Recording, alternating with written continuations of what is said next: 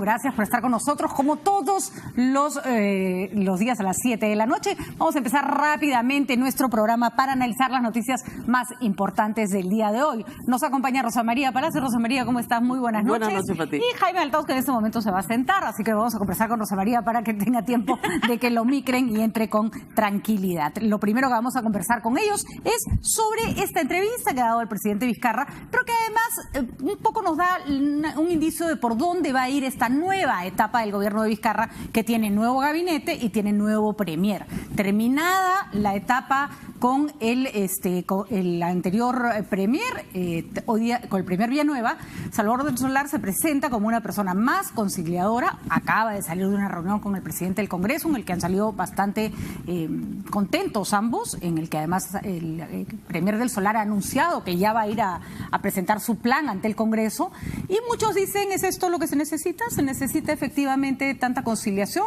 o más bien hay que seguir aguantando las riendas porque en cualquier momento se evoca otra vez la oposición o se evocan aquellos que no quieren la lucha contra la corrupción? Rosa María Palacios, mientras Jaime se nos termina de preparar, que empezamos contigo. ¿Cómo estás? Muy bien. Bueno, yo soy de la idea de que, conciliador era Villanueva, muy conciliador.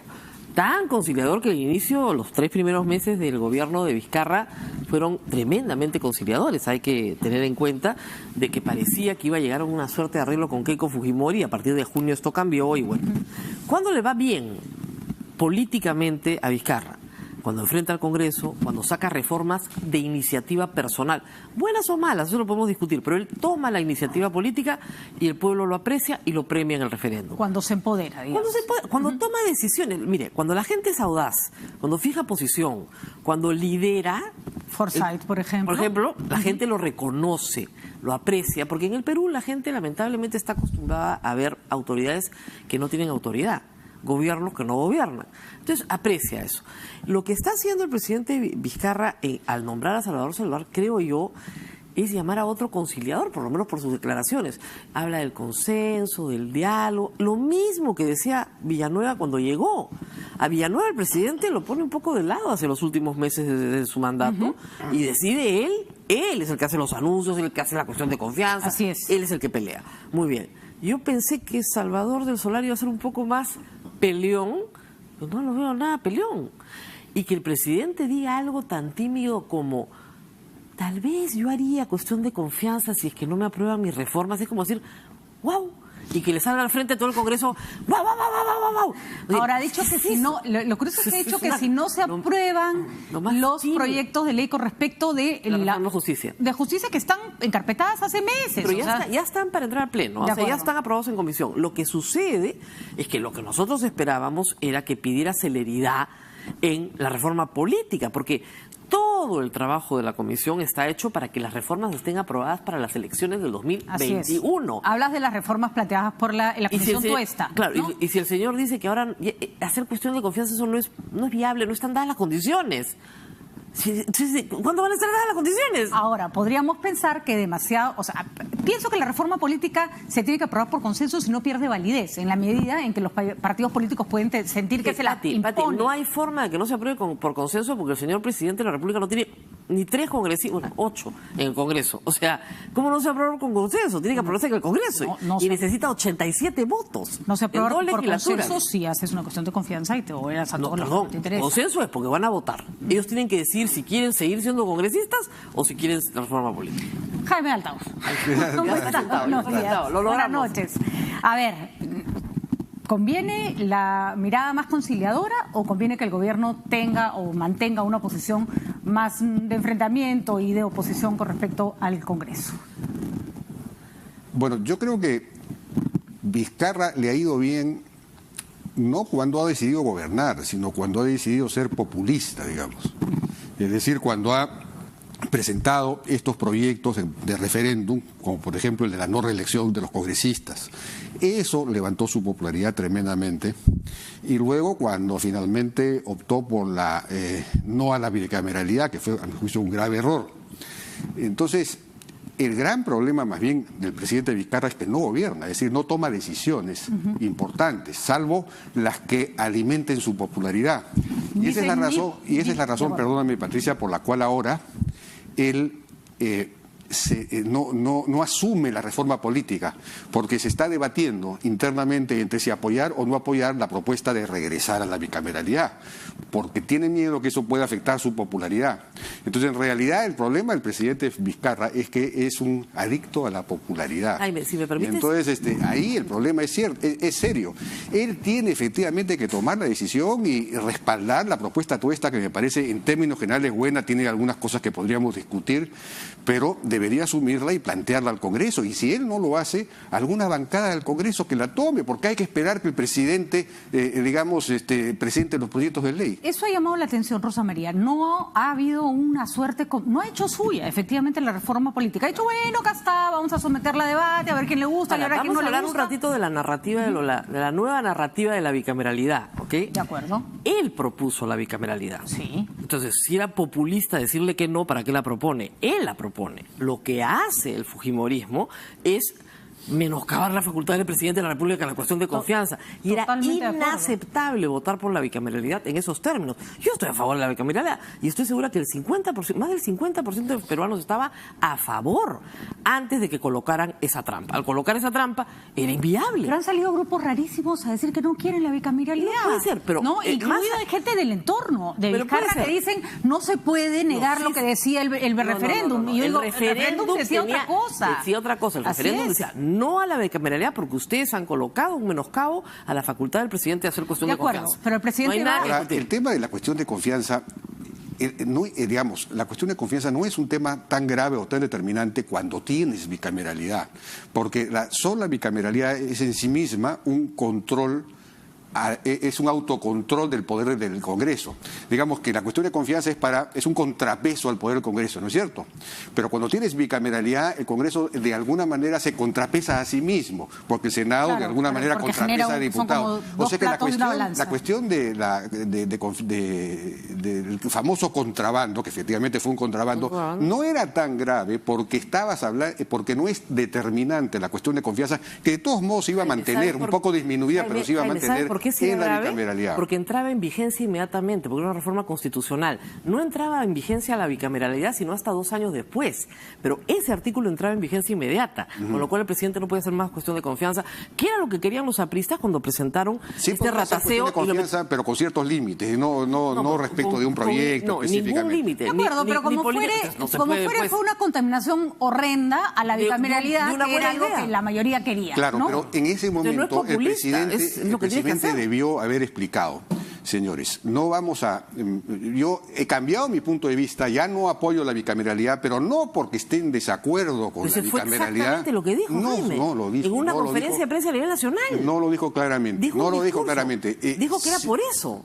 No, dijo que era por el contrabando. Claro. Sí, pero no explicó el asunto, no dijo claramente yo estoy a favor de la bicameralidad. Él la propuso el 28 de julio. Entonces, ahora, entonces si ya lo dijo con esa claridad, entonces ¿qué le impide ahora decir, señores, nosotros hemos, digamos, el voto contra la bicameralidad no fue es repetir el mismo argumento y sostener el asunto? Pero ¿por qué no lo adopta? Porque tiene miedo de perder popularidad, ese es el problema. Digamos que en eso yo le doy la razón a Jaime hasta un punto. Hubo quienes consideramos, incluida tú, Rosa María, Jaime, que la bicameralidad era fundamental. La forma como se planteó malogró todo el asunto. La masacraron, ¿eh? En Tuesta, la Comisión Tuesta ha tenido el valor y además la terquedad de decir, perdón, esto tiene que ir. Pero a Vizcarra le toca volver a abrazar lo que él mismo promovió. Su respuesta ha sido primero muy timorata. Han entregado el proyecto el 4 de marzo. Se han demorado 2 semanas en leerlo. Bueno, están tomándose su tiempo. Y después han dicho, de ahí lo presentan como, ¿sabes qué me hizo recordar? Cuando le dijeron a Patricia Donaire, cuando recién entraron en el 2016, que todo su trabajo de reforma política era una recomendación. Un insumo. Sí, me acuerdo. Renunció, pues, pataleta, pues, trabajando 4 meses. Gracias por las recomendaciones. Gracias por tus recomendaciones, sí, ahora no joven. Es algo así como ahora no joven. Que están esperando a la presentación de Salvador del Solar, que va a ser el 4 o 5 de abril, ¿no? Así es. Y para ahí él va a ir, me imagino, con los planteamientos, pero estamos perdiendo el tiempo. No los va a hacer, o sea, debería ir y decir, bueno, presento, como han hecho muchos ministros, no sería el primero, lleva proyectos de ley y dice, hago de estos proyectos de ley cuestión de confianza. y se los aprueban. No sería el primer ministro que lo hace. Ahora, Muchos porque primeros ministros recordemos lo han hecho. que todas las reformas planteadas por No, pero se Tuesta... requiere un debate, pues tampoco se puede. Esta teoría de imponer las cosas No es imponer. no es muy democrática que la se diga. pone me sobre parece la a mí, mesa y los obligas a debatir. Si no debaten en esta legislatura, acuérdate que se necesitan 2 legislaturas para la bicameralidad. Claro. 2. Sí, pero no puedes imponer el proyecto Y de como ahí, tal. acuérdate que o sea, tienes tiempo, pero no mucho tiempo. Claro. Porque cuando tú convocas elecciones en octubre del año 2020, las reglas tienen que estar dadas todas. Entonces, para que te ligue, digamos, con tiempo, tú tienes que haber terminado perdón, todo el cuando proceso. tú Tiene que planteas ser la cuestión de un año antes de la confianza. elección. Por eso, pues, octubre del 2020. No, un año antes de la elección. Las elecciones en julio del 2021. Es en junio, junio. Abril, Es pues, un año antes. Un ¿cuánto año es? antes, si quieres, pero digamos, cuando convocas, que es en No octubre... hay tiempo para nada. No hay tiempo para más. Ah, no, claro. No hay tiempo, pues. Así es, Ahora, cuando así tú es. No haces... te impongas, tienes que correr. Cuando tú haces la cuestión de confianza, lo que estás diciendo es, perdón, esto lo debaten sí o sí. No quiere decir lo aprueban. No. O sea, tú quieres decir, simplemente estás diciendo, No, por cuando favor, es no se cuestión me de distraigan con... Cuando haces ¿no? cuestión de confianza de un determinado texto, estás haciendo cuestión de confianza del Bueno, texto. pero hicieron Por eso, favor. hicieron No eso sé, con no las normas de engañemos a la referéndum. gente, No, ¿Ya? Jaime, hicieron eso con las normas de referéndum. Y después dijeron que no, que era parte de la política general de gobierno, cuando estaban haciendo confianza en las normas, y quiso Rosa Bartra. Masacró las normas, pues, y metió la cuestión de confianza. Bueno, no todas, ¿no? Yo le digo una cosa, yo confío más en los 5 señores de la comisión con un debate nacional, con lo que tú quieras. Entonces, a ver, para entender un poquito. Que metan, que acuchillen la reforma. sí. Está en la reforma política de la que no se está hablando mucho y tiene una cantidad de temas que de los que ya deberíamos estar conversando. Ahorita vamos a entrar en un par que me interesa su opinión. La comisión ha terminado su trabajo ad honorem para los que dicen que han pagado, cobrado, no han cobrado un sol, se lo han entregado al gobierno, el gobierno los ha hecho suyos y esto tiene que pasar al Congreso de la República. ¿Cómo pasa? Bueno, debería pasar como proyectos de ley para ser debatidos y para ser aprobados, discutidos, etcétera, etcétera. ¿Qué tiene que hacer el gobierno para que eso no sea pues encarpetado como los pedidos de levantamiento de inmunidad del señor Donaire? O los proyectos de la Comisión de Justicia presentados así en es. agosto. En agosto. Bueno, pero los proyectos esos están aprobados por las comisiones respectivas y por la Comisión de Constitución desde hace 2 meses, Pero, Jaime, creo. es verdad. ¿Por qué es que el señor Salaverry no los presenta? ¿Ah? Bueno, Están en la orden del día. Lo que Entonces, pasa- no es un problema de la comisión, ni de Rosa Bartra, ni de nadie. Pero hace 2 meses. No, es un problema de todos. Pero se han demorado 6 meses en hacerlo. ¿Eh? Un poquito la Bueno, es que había un montón de cosas de debatir, no todo el referéndum. Pero también es verdad que cuando el Congreso se quiere apurar, Así es. no lo para nadie, ¿no? O sea, la primera ley Claro. que le la ley conviene, Mordaza, ¿no? la ley Mordaza a los medios de comunicación no demoró nada. Nada. La ¿no? ley justamente para recortar las facultades al presidente de la República vía reglamento del Congreso demoró. Ya, pero una entonces sesión. pensemos en otro escenario. No, o sea, pechar al Congreso y decirle me apruebas esto puede terminar provocando la reacción exactamente contraria a la que quieres y otra crisis. La presión de opinión pública sirve, pero hemos visto al gobierno hacer suyo este tema y empezar a No lo he promoverlo. visto. No, bien barato. Bien Nada. Decepcionante, diría yo. Decepcionante, ¿no? Porque, a ver, veamos algunos casos que se han presentado. Pero el tema yo insisto en que alguna bancada podría tomar estos proyectos de ley. De acuerdo, Jaime. ¿Por qué esperar De la acuerdo. indecisión eterna del Ejecutivo? De acuerdo, pero ¿cuál? El Ejecutivo no tiene bancada. No sé, ¿Cuál? pues, a que estamos lanzando el anzuelo, a ver quién mueve. Yo no voy a decir porque no le voy a dar trabajo en... ¿Ah? No, a mí no La me bancada miren. Tú dirás. Yo no formo parte del Congreso. Bueno. La bancada liberal. A ver, señor Gino Ahí está, Costa, la vamos bancada a liberal. analizar. Ahí está. Ahí, por está, ejemplo, ya. ¿no? Ya está, listo. ¿Alguna? Tienen trabajo que hacer. Yo de verdad que me ¿Alguna? parecería... Pero la verdad- Me parece que se deberían estar las bancadas peleando esa labor. Pero ¿sabes qué pasa? No Que hay un tirándosela tema, uno hay solo. un Ah, tema- sí. ¿no? hay un tema que sí es de cuidado. Hay algunas reformas, propuestas que pueden aprobarse, otras no, pero hay algunas que sí tienen que ir de la mano de otras. A ver, por ¿ya? ejemplo. Si tú te vuelas el voto preferencial, tienes ¿ya? que garantizar democracia interna en los partidos. De todas maneras. Entonces, lo de que tú no todas puedes maneras. es volarte el voto preferencial y no cambiar las normas de democracia ¿Qué interna. opinas de las leyes de democracia interna? Que son complejas. Yo he tenido que Bien sentar a complejas. Paula y a Fernando, sobre todo a Fernando, y decirle, explícame, ¿no? Es bien complejo. Explícame. Es una porque elección primaria nacional. Sí. A mí me ha parecido muy interesante, muy novedosa, digamos, la propuesta. Sí. Lo único que, digamos, esto de elegir a las autoridades, no a las autoridades, perdón, sino a los candidatos, Claro, al a menú, la presidencia, al Congreso, al gobierno regional, etcétera, mediante elecciones primarias abiertas, y obligatorias para todos los ciudadanos. Exacto. Eso de obligatoria sí me parece un poco excesivo, ¿no? Pero en fin, eso sumado al hecho de que tú inscribes con militantes y no con con firmas y sin comités también, me parece bien interesante como solución, ¿no? Como, digamos, intentar buscar partidos que sean reales. Ahora, por ejemplo, el Partido Morado que se acaba de inscribir no pasaría porque tiene 10.000 militantes. Se necesitarían casi 14.000 para poder necesitaría reunir. Pero le faltan 4.000, ¿no? Pero en un año creo que lo ¿Siempre es más fácil eso que conseguir cuántas firmas? 700.000, 800.000. De hecho, es más, seguro que es más fácil En conseguir realidad, 5.000 800.000 firmas, digamos. Sí, porque firmas tenés firmes. 2 millones para conseguir Ahora, 800.000 es curioso firmas. porque eso va a tener varios efectos. Primero, que te empieza a clarificar el escenario electoral con anticipación. O sea, vas viendo por dónde vienen las balas. Alguien me lo explicó, me pareció la explicación más clara. Antes te ponían el menú y esos eran los platos que tenías. Ahora le estás pidiendo a los ciudadanos que te ayuden a hacer la carta.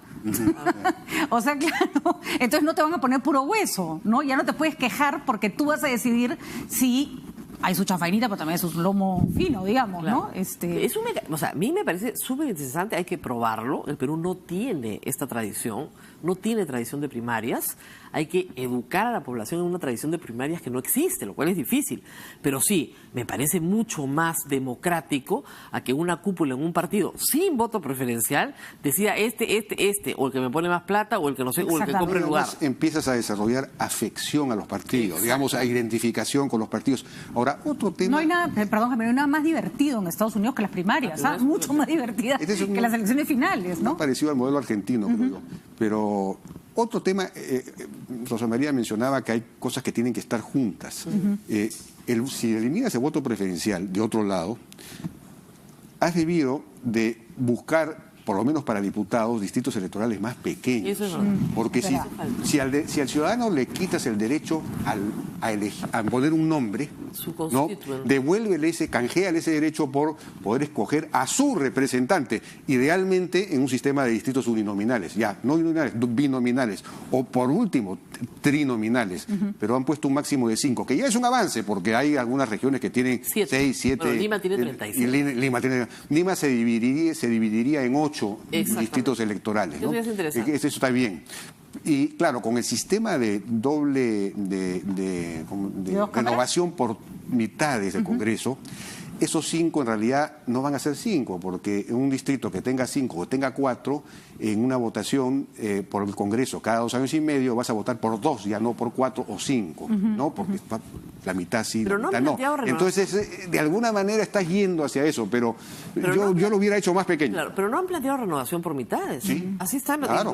Ahí sí que no Renovación recuerdo. por mitades cada 2 años mitades, y medio. Sí, claro. sí, por mitades. Y a mí lo que me parece muy interesante es esta separación del voto congresal del voto eso lo hemos presidencial. pedido hace Eso es años. otra gran acierto. Una gran batalla de Fernando Tuesta, que la viene pidiendo, y yo me he unido hace muchos años con él, porque en realidad en el Perú tenemos 2 vueltas. Puede ser que no haya segunda vuelta. Sí, pero bien raro, ¿no? Es raro, pero en cuyo caso votaremos por el Parlamento después. Hay 2 problemas. Uno periodístico que nos ha pasado a todos, que es las elecciones parlamentarias, o sea, la inscripción de listas se cierra en febrero, presidencial en enero. A fines de febrero las listas parlamentarias. La elección es en la primera semana de abril.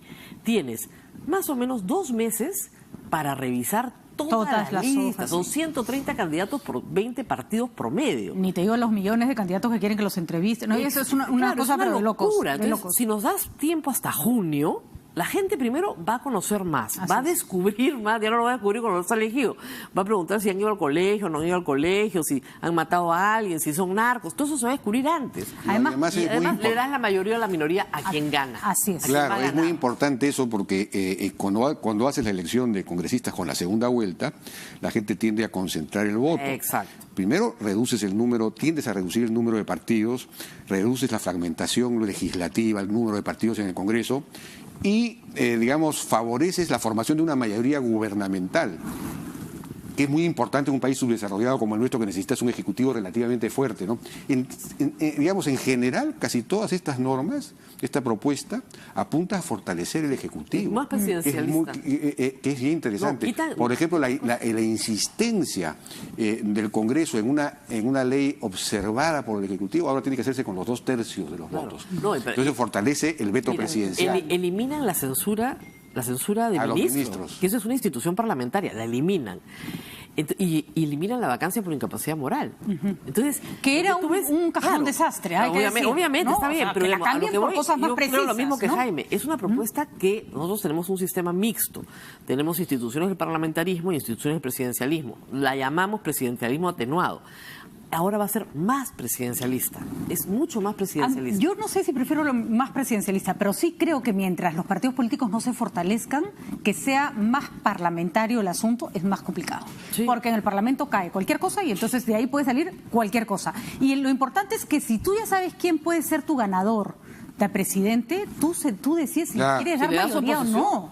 Si le das oposición. Entonces creo que Humala hubiera tenido mucho menos congresistas, por ejemplo, si la votación hubiera sido en diferido, ¿no? Claro. Y PPK probablemente más, ¿no? O de repente menos. O de repente y Keiko más. Y Keiko más, Uno nunca efectivamente. sabe. Otro asunto interesante, es algo que hemos venido pidiendo varios, que ahora el candidato a la presidencia va a poder ser también, como era antes, Así es. antes de Senador. Fujimori, Cabeza de lista. candidato al Congreso. Así es. Entonces tú vas a tener en el Congreso a los líderes de los partidos. favor. Entonces eso eleva el nivel del Congreso como foro político, como foro de concertación, aunque esa palabra no está de moda.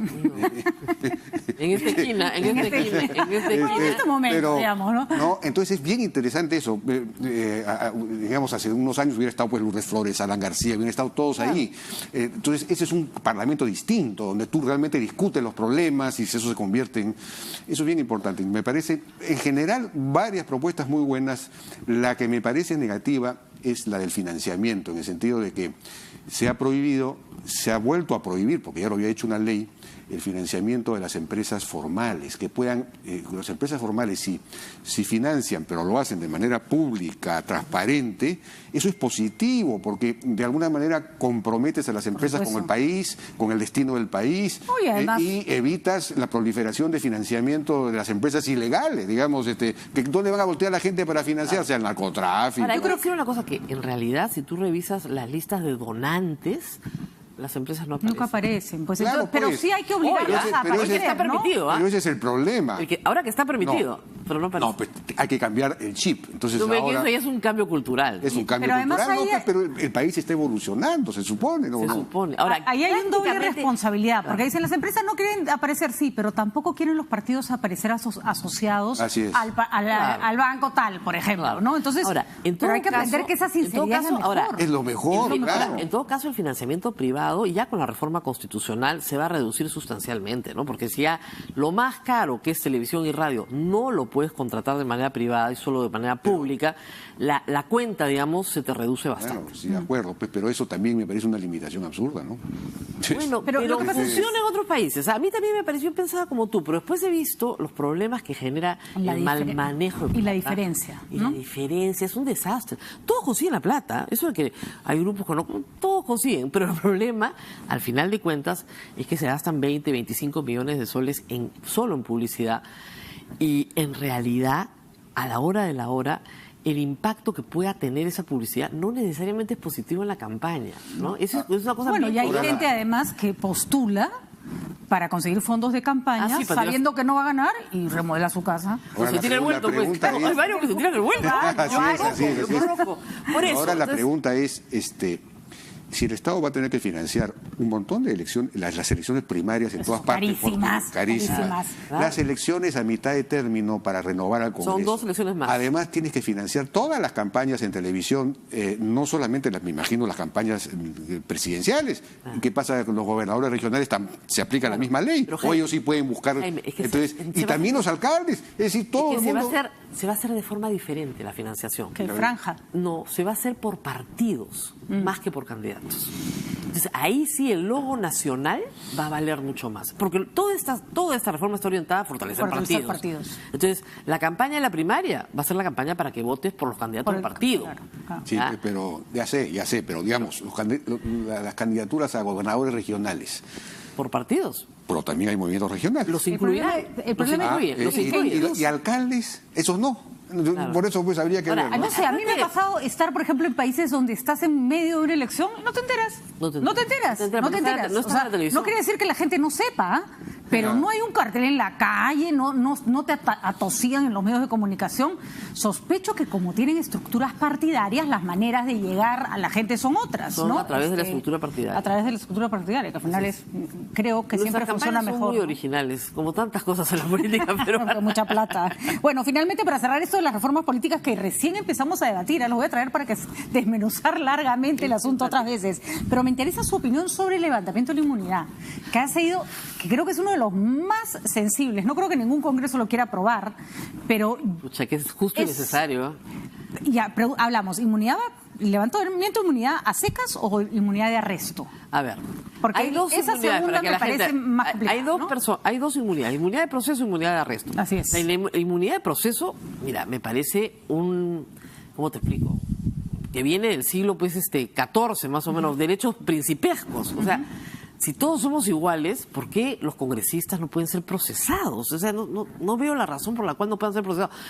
Para no ser materia de persecución tiene sentido, ¿no? Pero entonces, si es persecución llevar a una persona al Poder Judicial, yo podría acusar a varios congresistas de dedicarse a perseguir periodistas, ¿ah? O sea, digamos... Sí, pues. Pero tenemos, por ejemplo, ponte el caso...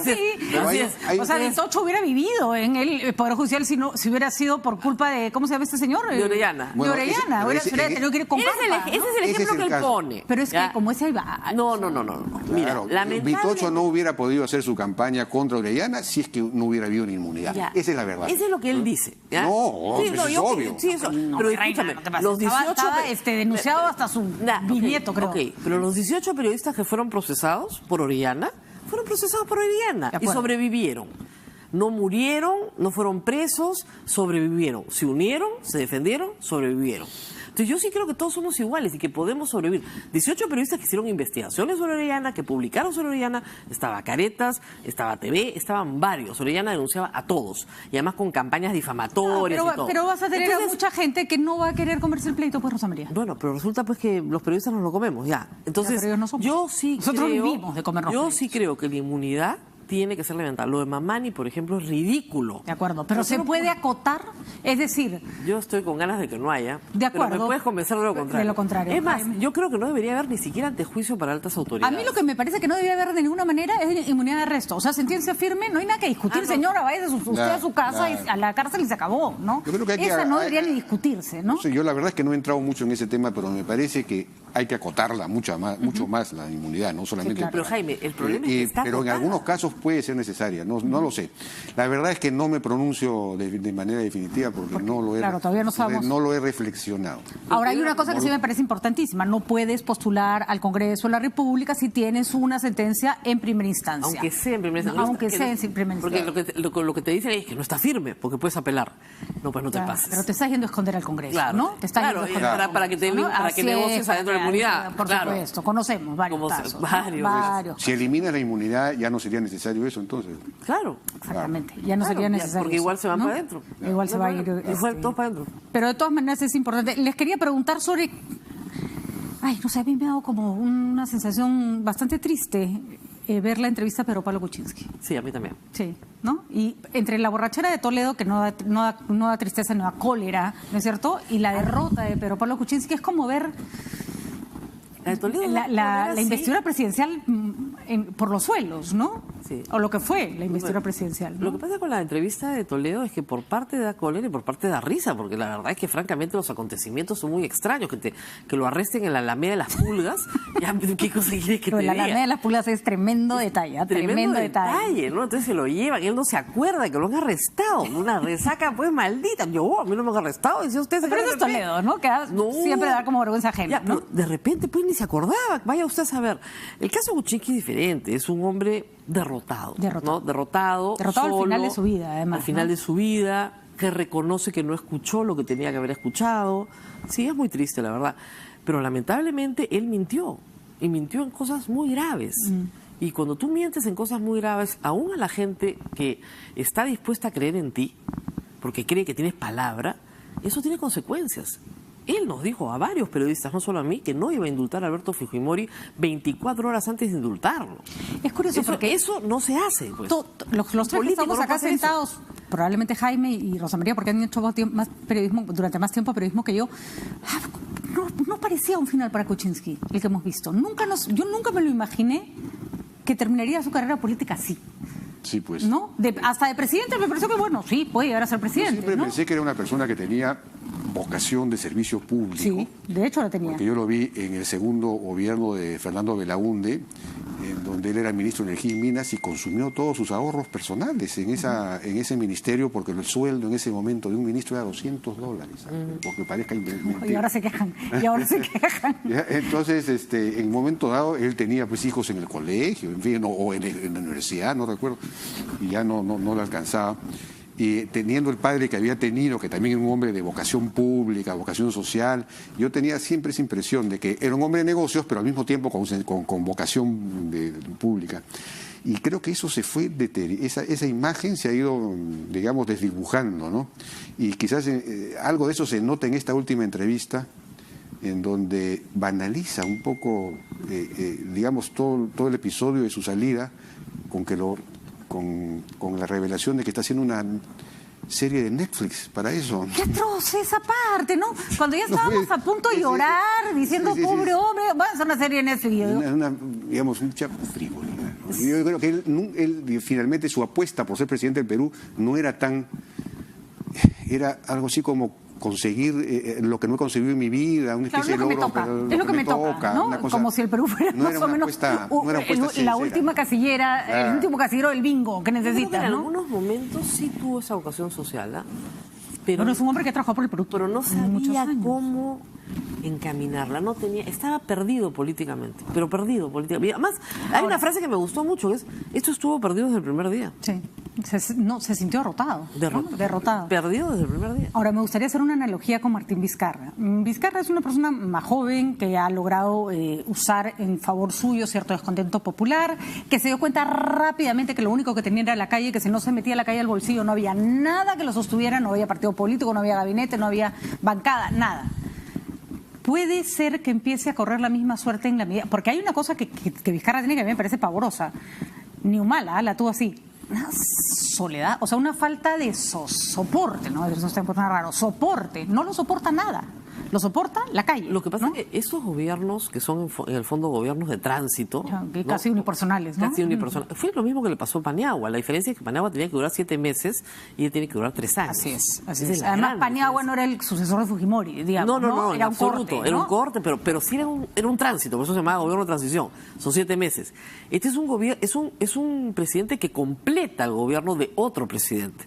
Entonces, se sostienen en la medida en que la gente ve la esperanza de que se acabe este periodo y venga otro, cuando es muy corto, ¿no es cierto? Pero si dura 3 años, ya es muy largo para simplemente hacer... Entonces, como te digo, si él encamina su apuesta por reformas y convence al país de que estas reformas van a cambiar la vida política del país, como yo creo que la van a cambiar, entonces puede ser que se monte de nuevo en una ola en la cual sí va a tener apoyo popular. Pero en este momento lo veo muy lejano de eso. Digamos, el aporte positivo de Vizcarra me parece que ha sido todo el tema de la reforma del sistema judicial, si es que realmente esto llega a concretarse, es decir, que no consiste solamente en aprobar las leyes que faltan aprobar, sino que hay que hacer una reforma interna, una verdadera reingeniería en el Poder Judicial, en el Ministerio Público, y eso requiere seguimiento, requiere observación de la sociedad civil, requiere un compromiso general de todos de que esto realmente se lleve a cabo. Si se lleva a cabo va a ser un cambio realmente sustancial en el país. Es la reforma más importante. Con la reforma política también, pero el problema es que ahí sí el presidente Vizcarra cometió 2 graves errores, la no reelección que dicho sea de paso, no ha sido rectificada en la propuesta de la comisión puesta ni siquiera en la parte de los alcaldes y gobernadores regionales. Por lo menos para ellos debió plantearse la reelección nuevamente, porque eso es afectar realmente el derecho del pueblo a reelegir al alcalde que le parece que está funcionando bien, pues, ¿no? Y entonces ahí, en el tema de la reforma política del presidente Vizcarra, y por eso sus dudas ahora, se entrampó en una serie de cosas que eran muy populistas para simplemente mantener popularidad o levantar popularidad, y ahí nos ha desencaminado. Pero, en fin, la propuesta tuesta yo creo que puede mejorar las cosas, ojalá que sí. Ahora, la Junta Nacional de Justicia es importante que se instale muy pronto, el concurso debería estar listo ya. Ya, ¿cierto? pero ¿para cuándo? Porque ¿no? el tema ahí, miren, todos los conflictos que hay en esta vida se podrían arreglar en un sistema de justicia en que la gente creyera. Todos. Todos. Porque yo me peleo contigo, me voy al sistema de justicia. Por supuesto. Y nos arreglamos ahí, no nos agarramos a pedradas. En un sistema de justicia que no se use para tonteras, porque Claro. también aceptan unas demandas que tú dices, ¿para qué estás gastando plata en Por esta eso, pero tontería? digamos, todo el conflicto que hay, toda la conflictividad que tenemos los seres humanos en las sociedades de derecho, en los estados de derecho, se arregla con la ley en la mano. ¿Por qué? Porque la fuerza de la ley está en una institución que es el Poder Judicial. Entonces, cuando tú no tienes un Poder Judicial creíble, o que se demora eternamente, o que no resuelve, entonces no tienes institucionalidad. No hay mercado, no hay libertad de mercado sin sistema de justicia. He escuchado- Es imposible modernizarnos sin sistema de justicia. Ayer he escuchado, por ejemplo, que en el caso de la Aeromosa, que ha sido manoseada por el señor Mamani, la Fiscalía se va a tomar 8 meses de investigación porque el caso es complejo. ¿Cuánta complejidad hay en una metida en mano, por amor de Dios? Y además ¿no? ya han explicado varios penalistas que no pueden declararlo complejo. No pueden. Ya, eso Ya. es indignante. No puede, porque primero, para declararlo complejo tiene que haber un concurso de delitos. Así es. Aquí hay uno solo, un concurso de agentes. Participantes. ¿no? Acá hay Una mano. Y eso ni siquiera una mano. Entonces, ¿cuál es la complejidad? Es ilegal lo que están Es ilegal haciendo. lo que están Es haciendo, y ilegal. además, ¿sabes qué? Da cuenta de la desidia de nuestro sistema de justicia. Está emblemático. Fue obvio, había testigos, está la declaración de ella, está todas las pruebas en la mesa, no tiene nada más que hacer leerlas, armar el caso, presentarlo a la justicia y ya está. Y dar un veredicto. 8 meses, vamos a preguntar En 25 fiscalía. meses, si es que ¿de dónde fue la tocada? Ay, francamente. Claro. Ahora, en el tema judicial hay que mantener el debate, no dejarlo agotar, porque se van a aprobar leyes interesantes, pero no son todas las que hace falta. No.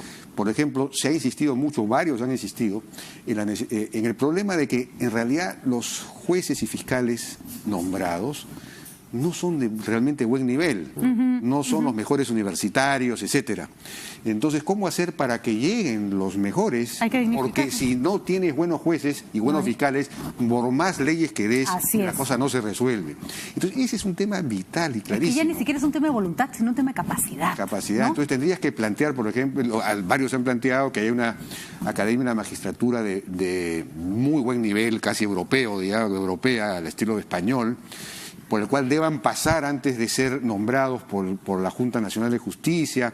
En fin, hay No, y que- medidas que se están planteando que hay que incorporarlas en esta Así discusión. es, y que sea no un honor dejarla- ser juez en tu país, Si y, no- y que tengas que ser parte del tercer superior de tu universidad, o sea, mil cosas que no existen ahora, ¿no? Mira, para ser un buen juez, decía un viejo profesor, hay que ser una persona honorable.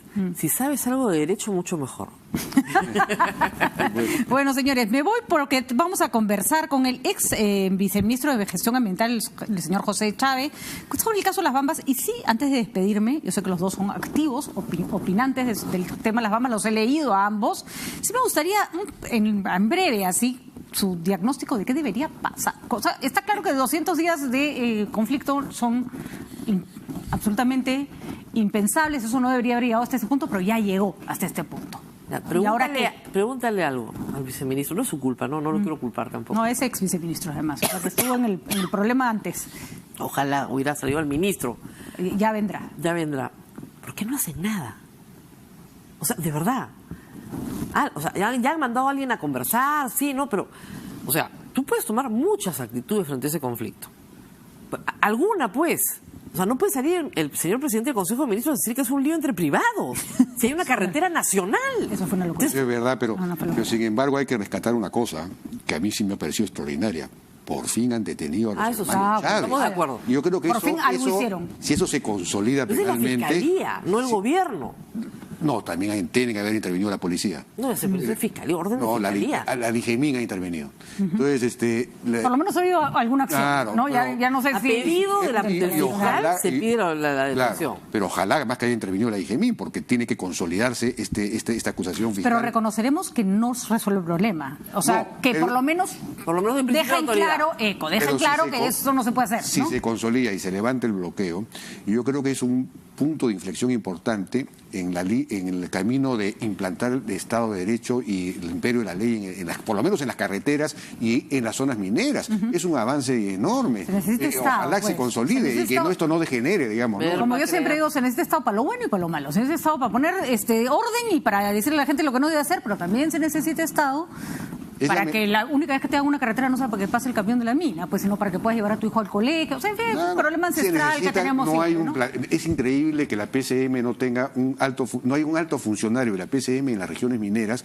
coordinando a todo el Así Estado, es, una especie así de es. premier local que coordine a los sectores y también a los gobiernos locales y regionales en un plan de desarrollo regional y rural y con ¿no? prioridades, que ¿no? integre a las comunidades al mercado productivamente y no dependan de estar pidiéndole cosas a la mina. En fin, eso es increíble que teniendo el recurso más productivo que puede tener el Perú, que es el recurso minero, que nos daría para mejorar muchísimo, el Estado no se preocupe de cuidar que haya condiciones para esa inversión y mejorar todo el entorno. Pues es una cosa... Pregúntale qué hacen desde el gobierno. Ahora el doctor Chávez nos va a contar qué se ha hecho antes y qué cosas se puede hacer ahora. Muchísimas gracias a ustedes, Gracias la a verdad ti. que le hemos pasado súper bien. La agenda de reforma política es larga, hay todavía muchísimo que discutir. Personajes como Rosa María y Jaime nos acompañarán en otros programas porque creo que este tipo de debates ayudan a que nos vayamos enterando de qué sirve, qué no sirve, qué se puede hacer y qué no se puede hacer. Vamos un ratitito a una pausa, volvemos.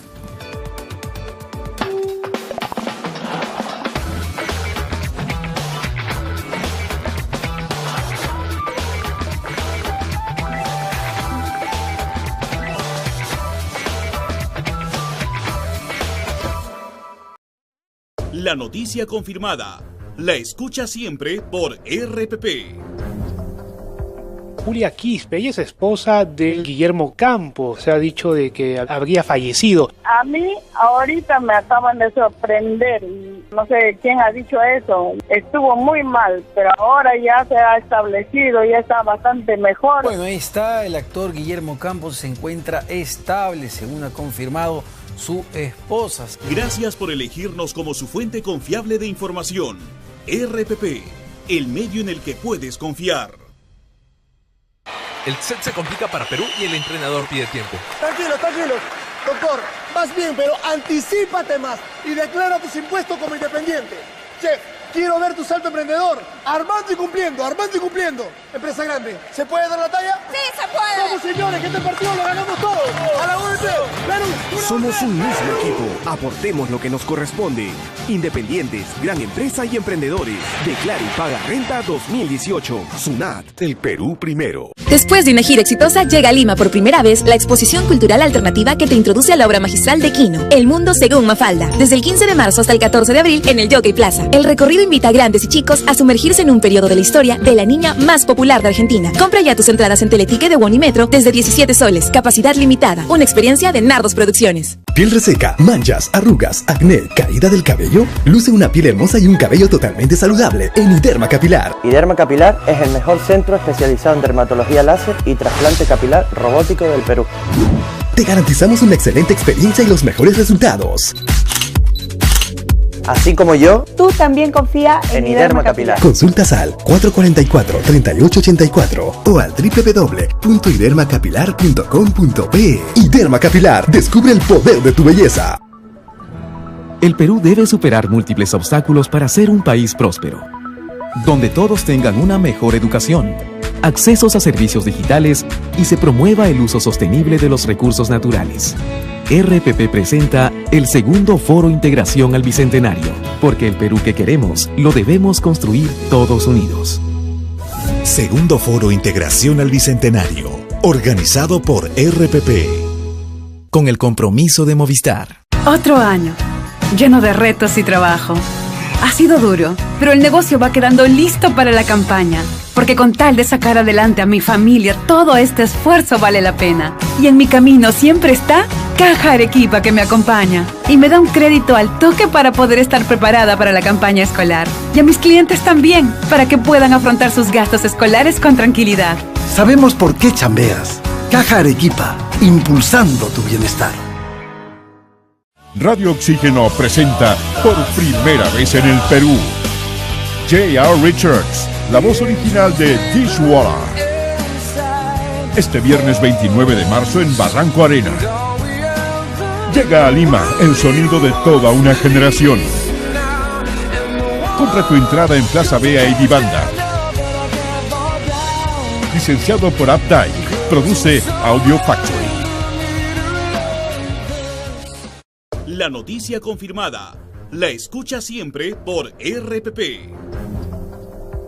Julia Quispe, ella es esposa de Guillermo Campos. Se ha dicho de que habría fallecido. A mí ahorita me acaban de sorprender y no sé quién ha dicho eso. Estuvo muy mal, pero ahora ya se ha establecido, ya está bastante mejor. Bueno, ahí está, el actor Guillermo Campos se encuentra estable, según ha confirmado su esposa. Gracias por elegirnos como su fuente confiable de información. RPP, el medio en el que puedes confiar.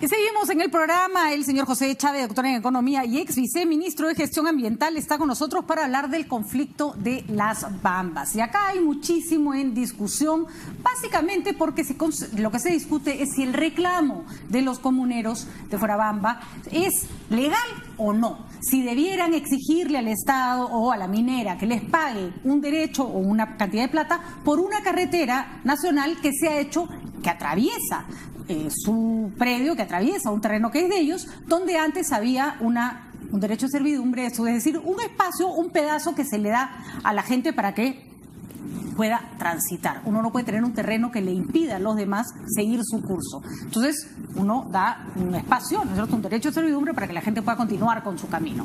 ¿Se puede hacer de eso una vía nacional o no? Según nuestra querida Rosa María Palacios, que ha estado acá sentada hasta hace unos segundos, eso es un derecho del Estado que no es negociable, que se puede hacer sin dar ninguna compensación a cambio. A ver, señor de Chávez, ¿cuál es la posición? Usted ha formado parte del gobierno, nos puede contar qué pasó. Gracias, buenas noches. Buenas noches. Y gracias por la invitación. Siempre nos invitan cuando hay conflictos, pero bueno, es todo un reto, un todo desafío. A ver, lo primero que habría que decir es que el caso de las Bambas es un tema sumamente complicado. Sumamente complejo. Pero que empezó bien, tiene varias aristas, que empezó, sí. Era un ejemplo. Planteaba varias pistas nuevas, innovadoras. Yo la primera vez que fui a la zona fue el año 2004. Yo quiero señalar que además trabajamos en la zona, estamos presentes en la zona, la institución a la cual pertenezco forma parte, tiene una oficina en la zona, así es que, algo conocemos. Pero, insisto, es un tema sumamente complicado y ahora, estos días he estado viendo opiniones de personas que de repente han ido una vez a la zona y de repente ya conocen todo el tema. Yo no me canso de ir y la verdad digo las cosas con cuidado, porque la situación es sumamente complicada y compleja. A ver, para comenzar a explicar un poquito esta larga historia que efectivamente se inicia en el 2004 con esta transferencia, la firma de un contrato de opción de compra, ¿no?, que en ese momento era la empresa Extrata. Cuando ya se sabe que el Tajo iba a desarrollarse en la zona donde estaba asentada la comunidad de Fuerabamba, entonces empiezan las negociaciones entre la empresa, en ese momento Extrata, y la comunidad de Fuerabamba. Para resumir, porque entiendo que esa primera etapa es una etapa feliz. O sea, me imagino que no habrán sido fáciles las negociaciones, pero básicamente la comunidad recibe a cambio de sus terrenos algo que parece bastante justo. Ese es un tema interesante porque hasta ahora aquí no estamos hablando de un conflicto donde las comunidades no quieren la minería. De acuerdo. Las comunidades quieren la minería, aceptan la minería, coexisten con la minería y, por supuesto, hay una agenda de derechos económicos, sociales, culturales, ambientales que están en proceso de negociación. Pero parece que lo que recibieron por sus tierras fue justiprecio, es decir, o tal vez incluso más, como debiera hacerse en cualquier negociación. Así si es. yo tengo un terreno que al otro lo necesita, no voy a ser tan tonto de negociaron, barateárselo, ¿no? pactaron, lograron un acuerdo, pero además, un buen acuerdo. pero ojo, el acuerdo implicaba una compensación económica porque iban a dejar sus tierras, sin duda, las iban a mí me da transferir. risa porque la gente dice, ¿les han dado? No les han dado. Esos señores han... Es como cualquiera de nosotros. Si yo tengo un terreno y lo necesitan para un centro comercial, mi sonza se lo voy a regalar, ¿no? Pero a ver, pero además lo interesante es que por parte de la negociación se logró un acuerdo sobre el tema de tierras. Y aparte del tema de la compensación económica, se acordó que la comunidad iba a recibir de la empresa 8.200 hectáreas. Vamos por partes. Reciben, se les traslada, ¿no es cierto?, a este lugar llamado Nueva Fuerabamba, que es un sitio muy bonito, con casas, que está muy bien, se les da plata, pero además se les dan tierras. Y entre esas tierras está... Yaviavi. Perfecto. Este es el acuerdo. Yo lo he leído, lo he revisado antes de venir, lo he vuelto a revisar, y acá dice reponer tierras, 200 hectáreas para construir esta Fuerabamba, en una zona casi urbana, en la conurbación de la zona, muy cerca al área urbana, se construye lo que hemos visto en las fotos. Como debe ser. Pero aparte de eso, se dice reponer tierras aptas para la agricultura y reponer tierras aptas para la ganadería. En total, 3.000 hectáreas para agricultura y el resto 5.000 hectáreas para ganadería. Eso hay que hacerle entender a las personas. Se les da eso porque esa es la actividad económica de la cual viven ellos. Entonces, si usted quiere seguir siendo ganadero o agricultor, pues lo va a poder seguir haciendo porque va a tener estas tierras. Hasta ahí todos serán felices. Dentro de esas 5.000 hectáreas estaba Yaviavi. Yaviavi tiene 1.200 hectáreas. Y este es un primer punto a señalar. Habría que preguntar si ya se ha cumplido con la comunidad la entrega de la totalidad de hectáreas. Hasta donde tengo la información, no. En ese momento de negociación, había mineroducto, todavía no había carretera. Ese es el punto, porque si ellos hubieran pensado, creo yo, que ahí iba a haber carretera, no les dan un espacio de tierra por donde van a tener que pasar la carretera para evitarse conflictos. Son o no son. El mejor ejemplo de que eso no iba a salir por carretera es que les dan un pedazo de tierra por donde va a tener que atravesar el camino con los camiones. El 2009 finaliza la negociación. De acuerdo. Y se pone de acuerdo y ahí estaba Yaviavi. Y se transfiere Yaviavi, pero Yaviavi se transfiere en 2017. Pero cuando se termina la negociación, 2009, todavía no había la modificación del estudio de impacto ambiental para convertir o reemplazar el mineroducto por la carretera. Ahora, el reemplazo del mineroducto por la carretera tenía sentido porque al inicio Extrata era dueña de las operaciones en Las Bambas y era dueña de las operaciones en Espinar, y el mineroducto conectaba las operaciones de Las Bambas con la de Espinar, si iba a procesar el molibdeno. Que unía dos negocios que ya no eran del mismo dueño, que por lo tanto no tenía sentido. Cambió de dueño, no tenía sentido el mineroducto y se reemplaza por la carretera.